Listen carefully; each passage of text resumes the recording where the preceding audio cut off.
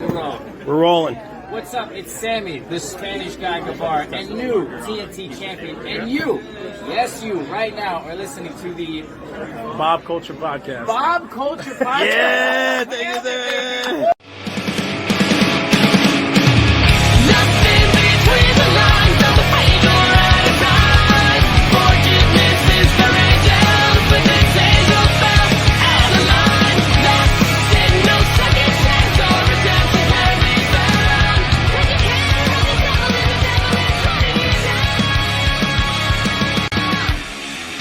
All right, ladies and gentlemen, welcome in to a very special Messiah of Old School edition of the BCP. Ladies and gentlemen, please welcome back to the show, by now a first ballot BCP Hall of Famer. You know him as a former WrestlePro Silver Champion.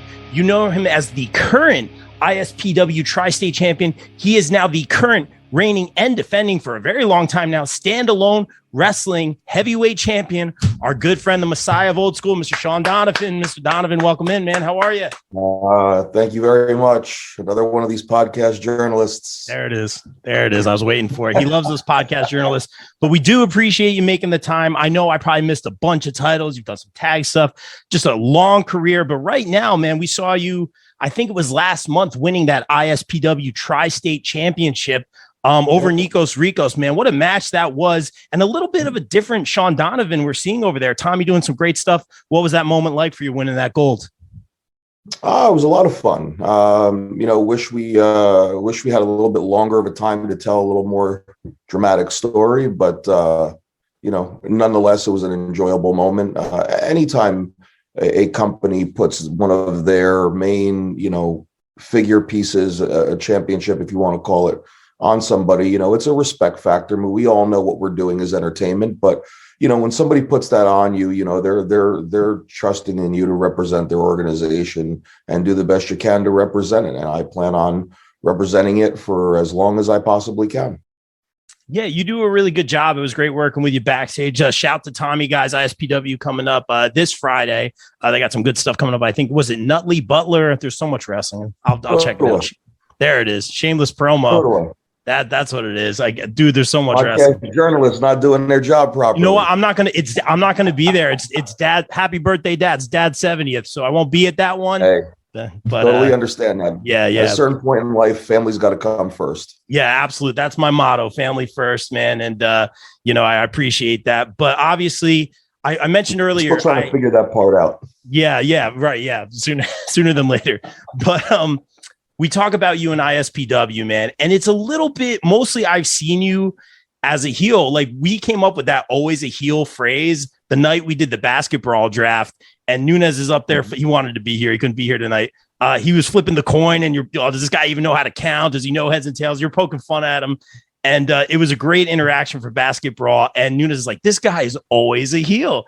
But at ISPW, it's a little bit different, I feel. It's not the same Shawn Donavan that we always see. And on the indies, obviously, pulling back the curtain, you have to be a little bit more versatile, man. Do you kind of feel that way when you're working at ISPW? Yeah, it's a different vibe. It's still me being me, just trying something different. For whatever reason, the fans have...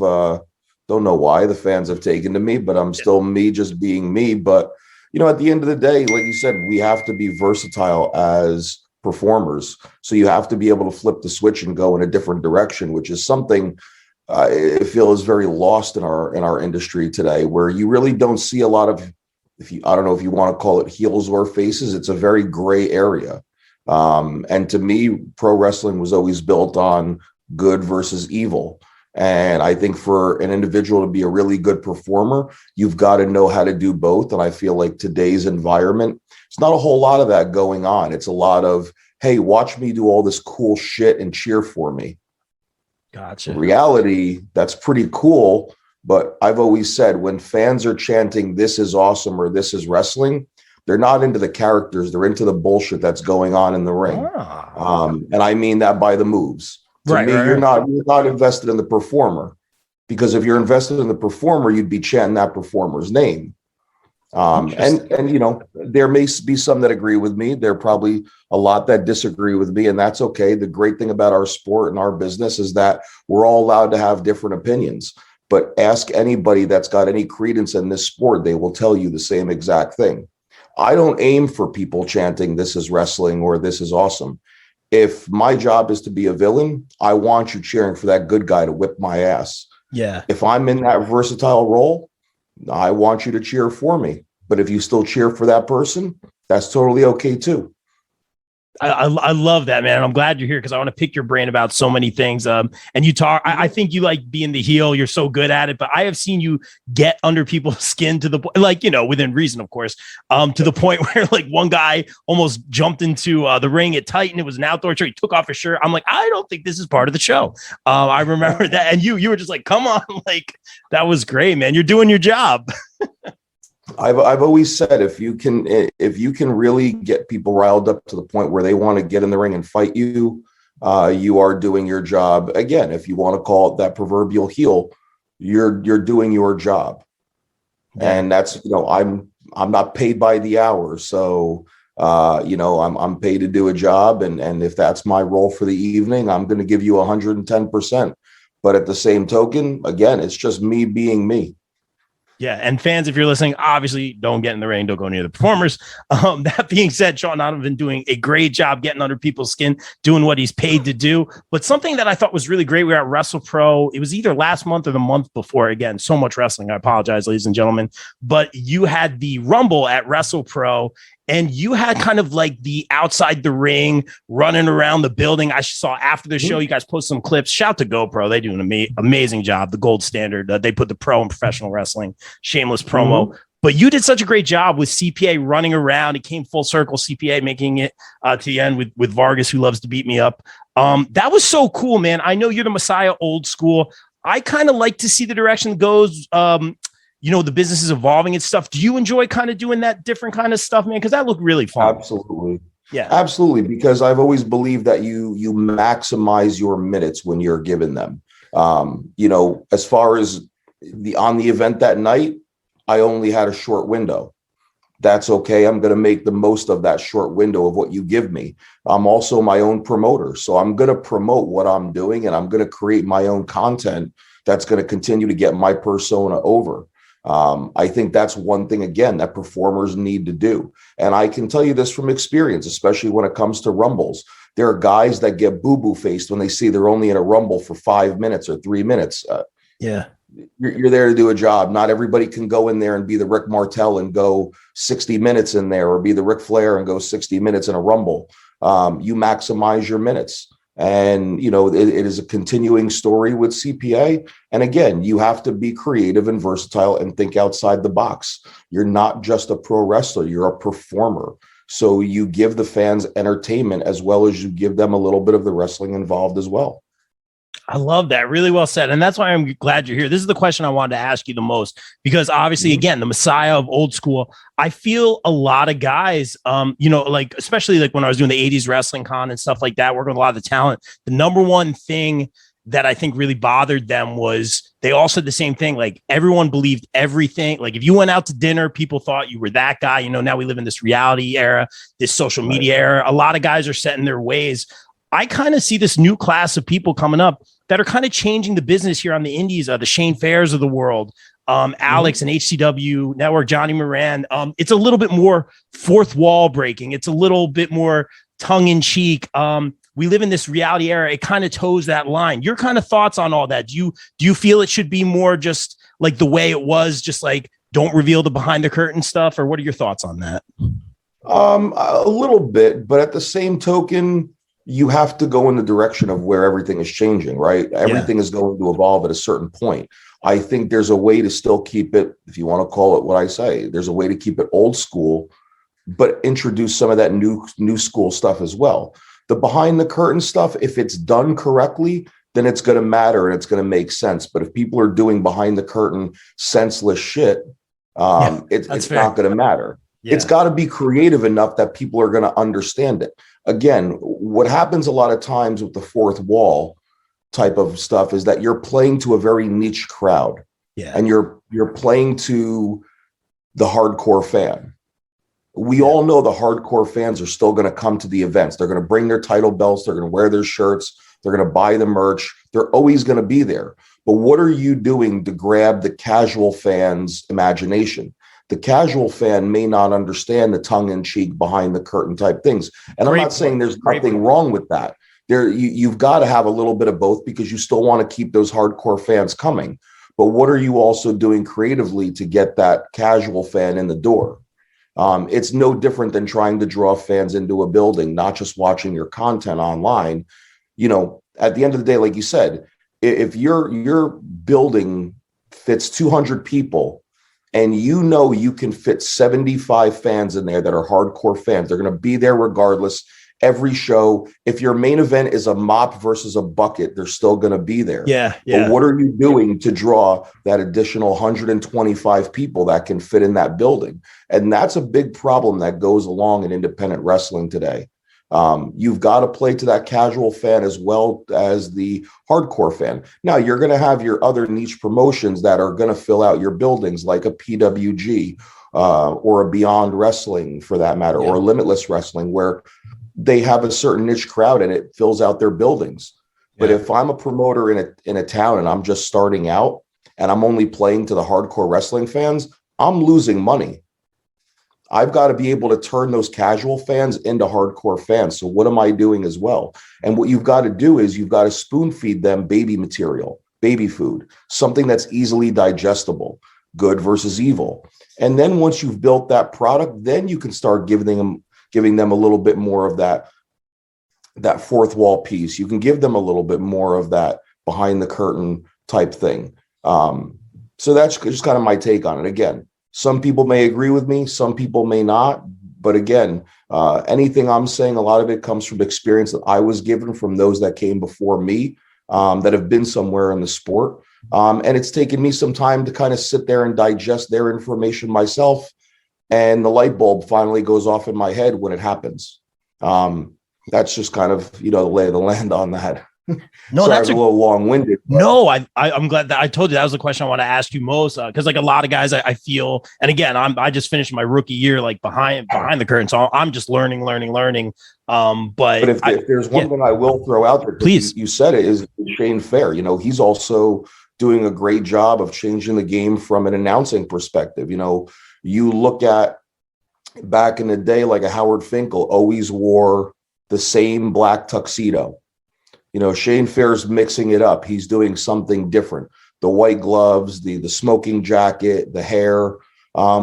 You've got a lot of announcers that are doing some really great things. I look at MLJ doing stuff with GCW. The only guy to me that can get away with wearing chalk line, material, backwards hat. And he's got the crowd wrapped around his finger. So that's something I look at Shane Fair doing something old school versus new school. And the same thing with MLJ. He's doing something that's very new school, very niche, very different, and playing to an audience. He's bringing in a lot of outside factors. He did something with GCW with a battle rap.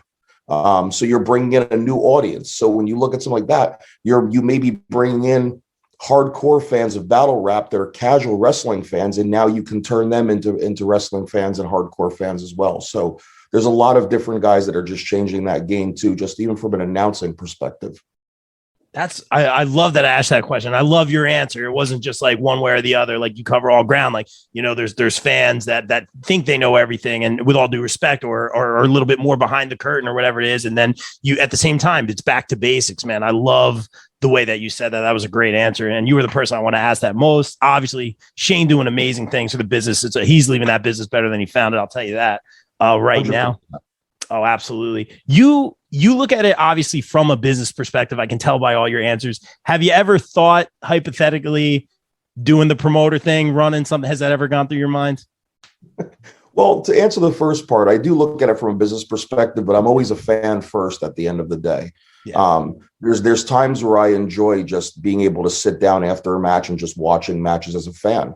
WrestlePro this past, weekend after my event, it was nice to be able to sit down and watch the rest of the card as a fan and just say, I could take a breath and just say, wow, okay, this is fun. This match was great. Being able to sit down and watch, one of my friends and Kevin Matthews, work Jay Lethal and match of the night, in my opinion. And it was just great to watch that match as a fan, because they brought out a great story and they told a lot. So it's great to be able to have that too. We're all fans of this business first. If we weren't, we would have never gotten into what we do. And I think sometimes that gets lost among some of the boys too, is that you're a fan first. As far as wanting to do the promoter thing, sorry, I have a very needy French bulldog. We love if you want to bring in the dog, we love the dog cameos by all means. If he makes his way in, he'll make a cameo. But yeah, I have thought about going the promoter route eventually when my days are done. I have thought about, I mean, I do a lot of coaching now as it is. So I really love that aspect, and maybe one day I'll open my own training center / promotion. Who knows? Wow. Yeah, absolutely love coaching. I was very fortunate to be given the knowledge very early on. That was great knowledge that was given to me, where a lot of performers may not have gotten the same amount of knowledge that I've gotten from the very beginning. So it's only fitting that, we keep this business going by giving it back. And that's something I really enjoy doing. I love giving feedback to young performers, those that ask me to watch their matches, whether it's live at the show or they'll send me their match. I'll always watch. I'll always critique it. I'll never shit on it. I will always say what was done right. I'll always say what was done wrong. And I'll always give feedback on what could have been done better, to try and open up their minds a little bit more and say, okay, there's more than one way to do it. You can do it this way. You can do it that way. Ultimately, you pick whatever flavor works for you. But I really love and enjoy the coaching aspect, and really kind of being able to see some of these guys blossom, with WrestlePro and a few other places. And but again, as far as the promoter aspect, definitely something that's been in my wheelhouse for a long time. Okay. It's very hard to be a promoter. It can get pretty costly to be a promoter, but who knows? Maybe eventually I will at least run one show at some point someday, and see where it goes. Yeah. Interesting. That's I bet you. I got to cross all the boxes off in this sport. Yeah. So you're more than welcome to spend a few bucks and sponsor it if you want. There it is. I like it. I like it. Man. I bet you already have a free ticket. They're done. It's funny. I have a whole notebook, and this actually goes back to WrestleCon a number of years ago in Florida. That WrestlePro did a show at, and we're all on a flight back, and I just had an idea, and I just literally for the entire 2-hour flight back, I had a notebook, and I just started writing all these ideas down, all these names down, all these venues down, names. I have like a whole name and everything. So nice. If it ever comes to fruition, that notebook will come out one day, and maybe it'll get turned into an LLC, and I'll run something at some point. You never know. I'm here for it. I'm glad I asked that, man. That's good to hear. You heard it here first, people. You talk about loving being a coach. Obviously, spent a lot of time Creative Pro, WrestlePro, a lot of just stellar content and people coming out of there. We see on wrestling over on Barstool Sports, a lot of the Creative Pro guys on there. Leo Sparrow's just doing some great stuff in terms of just business wise and getting his name out there. We see a lot of that Creative Pro talent, obviously, every week on AEW. Is there anyone that you're working with right now? And you don't have to name names because I know you're a coach, but is there anyone that you see right now that you're like, oh, they got it? Yeah, there's a few. I mean, when you look at from Creative Pro New York, and again, I'm not necessarily involved in their school as a whole. Creative Pro is one giant family. Right. But when you look at that, you look at a Leo Sparrow that's getting his name out there, and he's doing some tremendous things. When you look at the Creative Pro New Jersey WrestlePro side, you have a couple of guys that are really starting to come into their own. You have a Skylar McVean, you have GKM, you have what I think is a really clever name for a tag team, the Rat Bastards. Those are 4 names that come to mind that they're really starting to really find their way in our sport, and they're consistently training, and they're earning spots on events, which is how it's supposed to go. They're not taking the shortcuts. They're showing up at training. They're going through training. They're working on different things, and they're getting their names out there by traveling and going places. Yeah, there's a lot of great talent. Is there anyone? I mean, I'm trying not to ask the cliche questions here, but you've been doing it for a while. Usually, let's be real. A lot of times, when there's names on a show, you get to work them, which is pretty cool. You're the guy they go to, which is awesome. Is there anyone on the indie level right now that maybe you just have never had a chance to work with, or you guys have just shared the locker room time and time again? And I know you fought a lot of your mentors, and I know that you've fought a lot of your, people that you train and stuff like that. Is there anyone that you haven't faced off with that you're just like, man, I would love to face off with. Yeah, it's funny. There's so many names that are still out there of guys that I've crossed paths with in locker rooms I'd never worked before. Guys like good friends with Mike Law, would love to get in the ring and work with somebody like him. He's been doing this, about as long as I have. You've got some younger guys. I've never wrestled Anthony Green before, except in a singles, only very early on in his career in a tag match. So would love to be able to get in the ring and mix it up with him. You have some other guys that are out there that I absolutely just love getting in the ring with, like LSG. It's a natural fit working with him. But there's just so many names to mention. I mean, honestly, we came from the same school, and he's doing his thing with New Japan, but Fred Rosser and I have never had a singles match before. Really? And I would love to get in the ring and mix up with his style if his contract allows that. Maybe one day down the road, we'll be able to get in there and we'll be able to mix it up. But there's just so many names out there. I just love being able to get on events with anybody and create, no matter what the experience level is, no matter what the size, the agility, there's always a story that we can tell in there. And greatly looking forward to it. I just had the pleasure of working with TJ Marconi a couple of months back. Ooh. And he and I have never worked with one another before, and really a different style, and a pleasure to be in the ring with somebody, of his size that's agile like him. So always ready and willing to get in with anybody that's been doing this 10, 15, 20 years to guys that have been doing it 5 or 6 months. It's a challenge to go in there and just create something for the fans. And if you're working with somebody that's very inexperienced, it's your credit as a veteran of what you can do to make that rookie look like they've been doing this for a long time, and having them keep up with you. That's a great point. And there's a couple that are around too, guys that I've worked with already. There's a young kid out of the New Jersey area by the name of Joe Cruel, who I had the pleasure of working with, who's coming into his own a little bit as well. So there's a plethora of young talent that's out there. A, they need the platform. B, they need to strive and get to that platform themselves, because nobody's going to do it for them. But that's the one thing I do see about social media now. That's a great thing.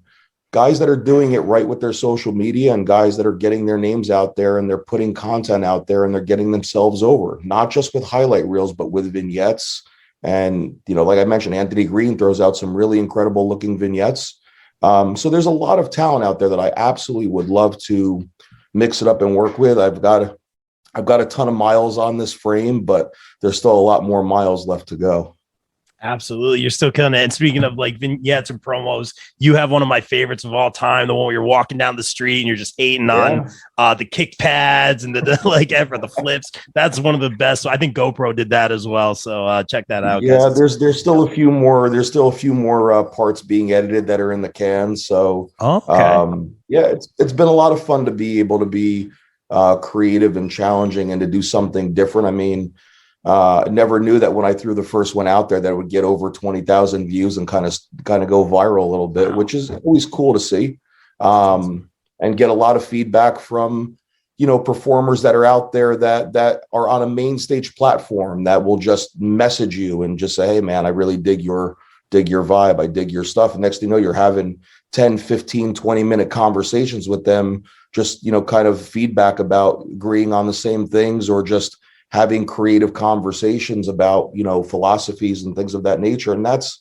again, one of the things that makes our sport so unique, is that there's not one right or wrong way to do things. There's a creative way to do everything.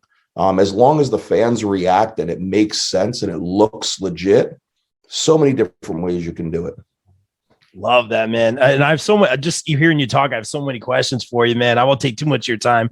But throw it out there. I love it, man. I got to do some backstage interviews with you over at ISPW. One take Shawn Donavan, ladies and gentlemen. That's all I'm going to say about that. Taking on LSG, shameless promo. Now, obviously, you beat Nikos Ricos, someone who you're no stranger to. And I think last time I talked to you, you were actually feuding with LSG over at WrestlePro, if I'm correct. Your thoughts going into that one Friday night at ISPW? Tickets are still available. Yeah, the rivalry that never ends and never probably will end. There is a chemistry between the both of us that's just undeniable. As far as when we get in the ring, there's aggression, there's intensity, there's emotion. There's two guys that, quote unquote, and again, this is not me being cocky, two guys that get it. and two guys that get what we're trying to get out of it. You know, we're not looking for the coolest moves. We're looking for that storytelling. We're looking for those moments, the moments that grab at a fan's heartstring. That to me is what will last longer in a fan's mind when they leave the building versus any move that was done to somebody. Because when you can tug on a fan's heartstrings and their emotions, they're going to remember that character. They're not necessarily going to remember the move, because you know what?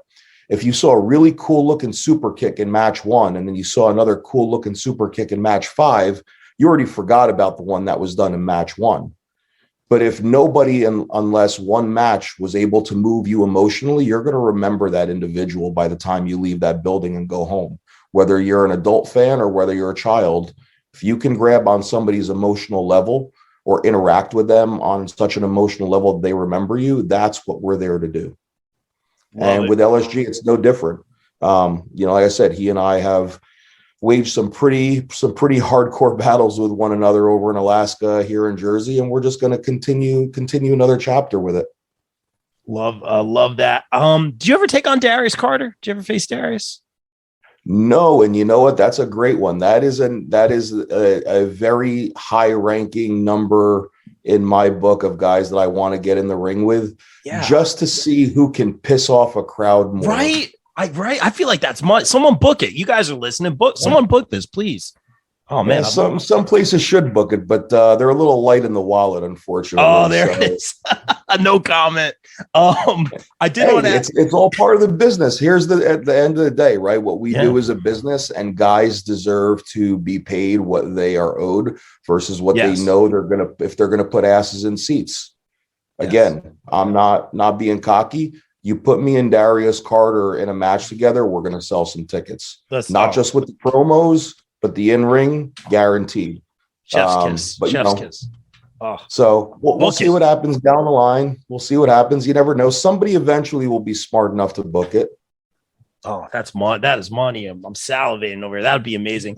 You mentioned TJ Marconi earlier, and he's a guy that I have actually never been at the same place at the same time. He's a guy I know obviously through social media, and his name comes up all the time here. People come on, they call him out. The whole Thanos thing, collecting the Infinity Stones, aka the title belts, everywhere he goes.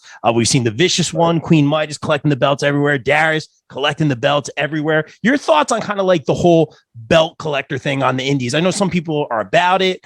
You obviously no stranger to holding the championships. We always say it's the person that makes the championship, not the other way around. Your thoughts on kind of like the whole, because everyone always brings this up, and not just in particular to TJ Marconi, but just overall the whole belt collector thing.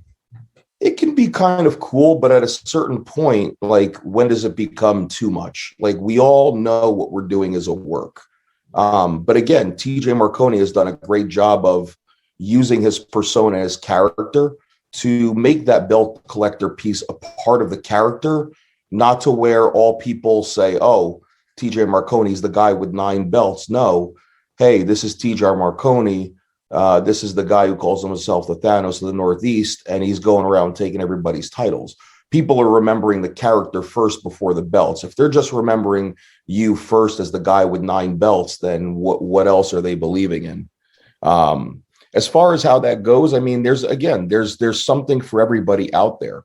The downside of having that many championships, you got to be readily and available to defend those titles at every promotion's event. And when you have too many, you may spread yourself a little too thin, and you may not be at the physical level and the capable level that you should be at from a health perspective to give every single one of those championship matches the fortitude that it needs. Yeah, very well said. As we've seen, yeah, I think you hit that right on the head, man.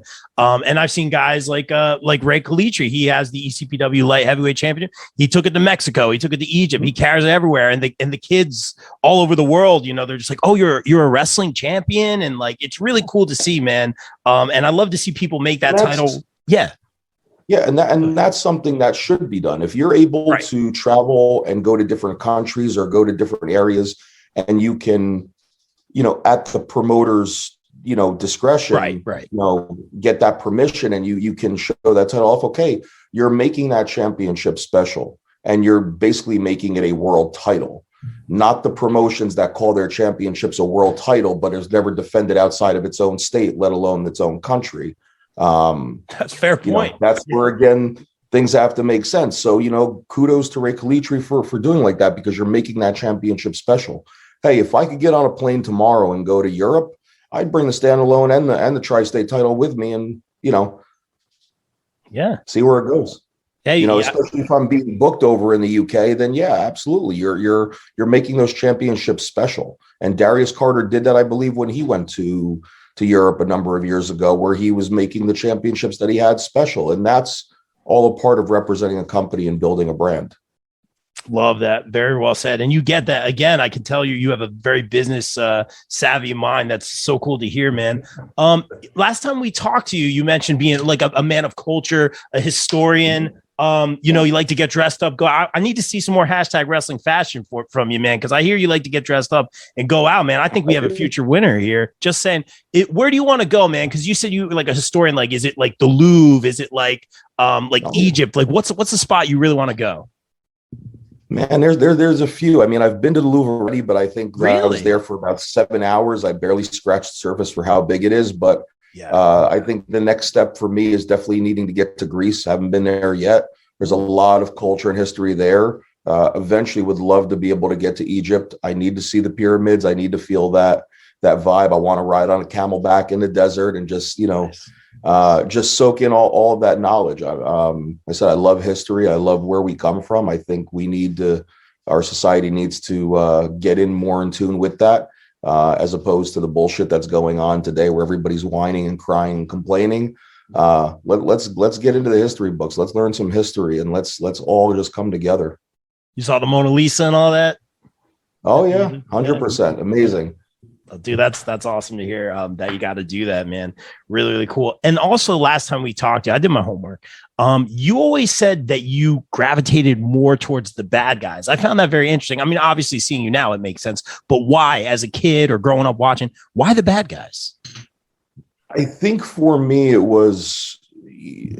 it kind of comes from originally how I found to love wrestling was watching with my grandfather. Oh, I love and that. I remember the first time I watched it with him, and I think what gravitated to me was the heel, was the villain, the way he was. I don't want to say he was prancing around the ring, but the way he was showcasing himself and the way the crowd was just hating all over him. And I think that bled into me as a young kid because I was bullied a lot. Really? So, yes. So being bullied a lot as a kid, always wanted to be in that reverse role to feel what it's like to kind of give that back. Wow. That person. And unfortunately, I think I did years later when I kind of, had enough. And, it's like what happens when you back a dog into a corner, right? Eventually they're going to bite. Sure. And as bad as I felt for the things that, that I did when I got into fights, it kind of just made me that villain. But it's like I had this interesting aura and power over myself that like, now I'm in control and you can't hurt me.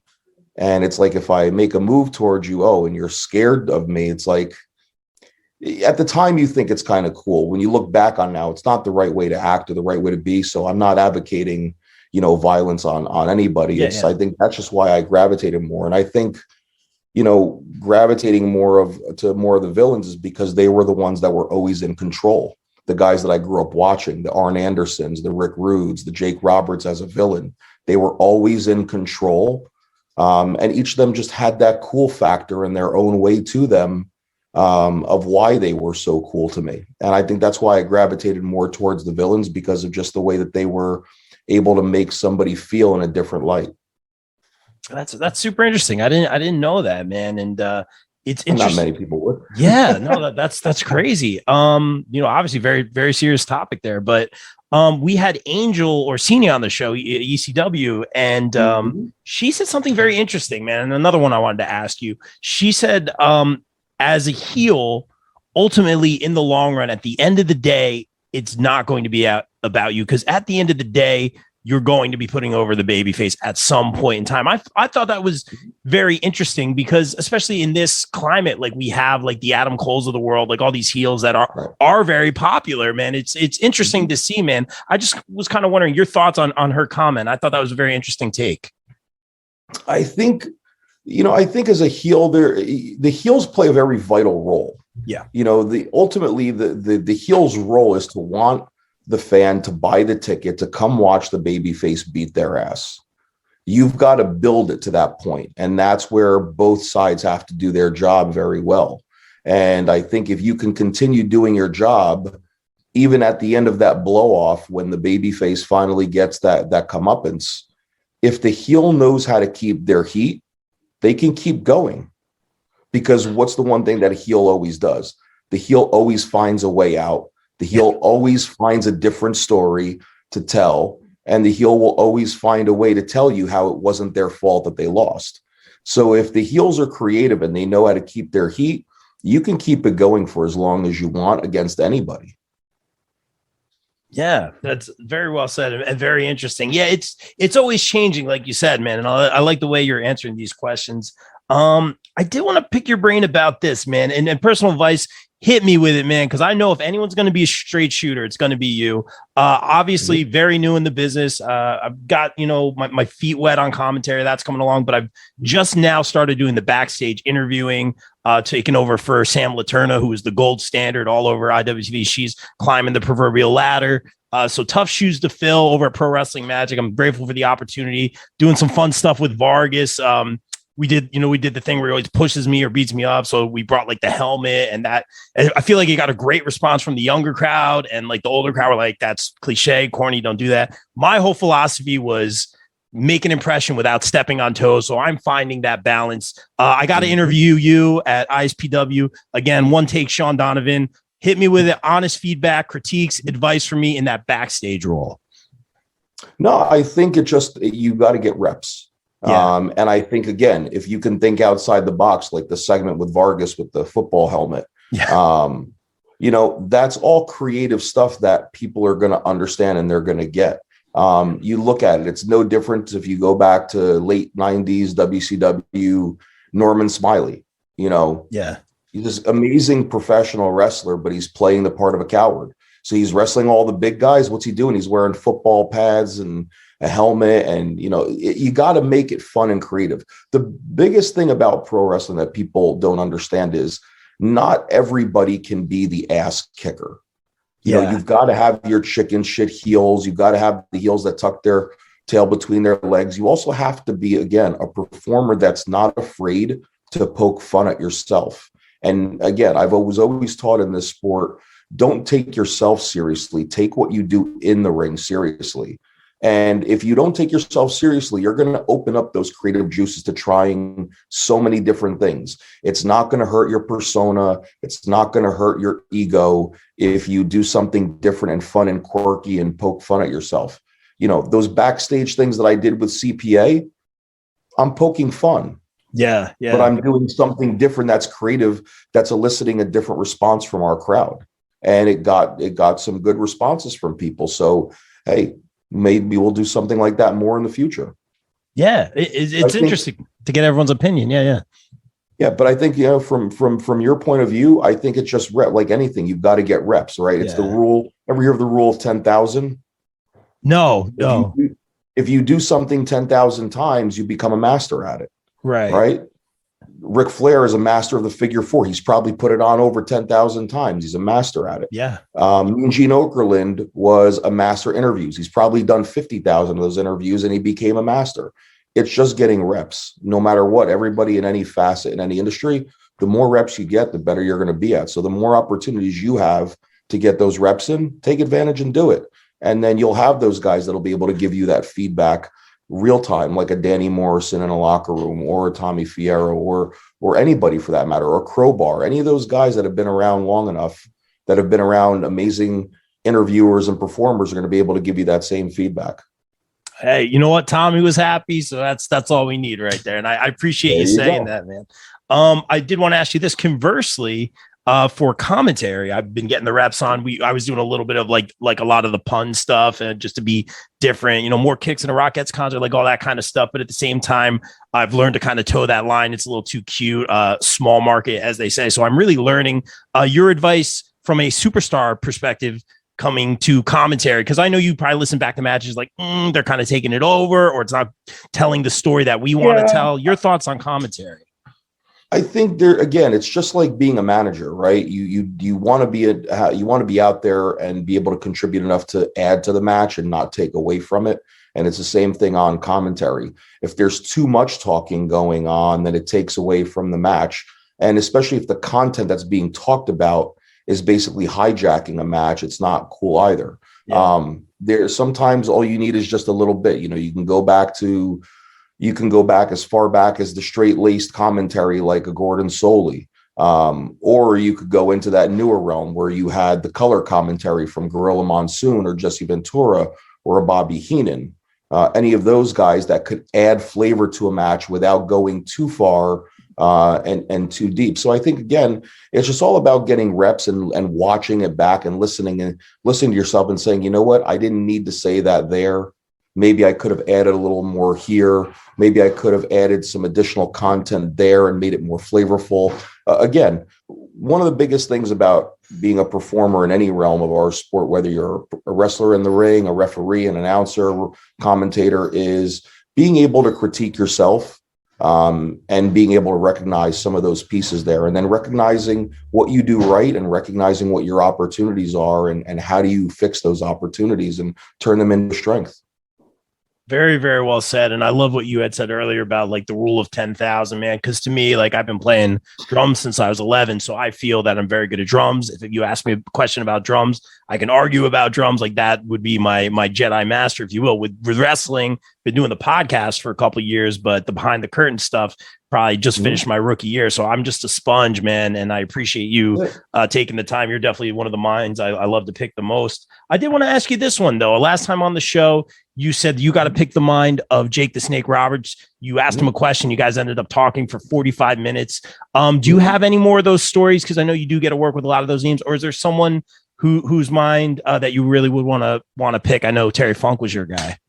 Yeah, and unfortunately, I met him once as a fan in the mid '90s, but never as a performer. Unfortunately, and I know obviously he's been battling some different health issues and here and there. But I think more recently in some of the one of the last few, not this one, I think maybe the one prior, where we had Shane Douglas out with us in Alaska, and again, just a sponge being able to pick his brain. Another guy that, to me, is in the top 5 in promos, definitely in the top 10 of all-time performers.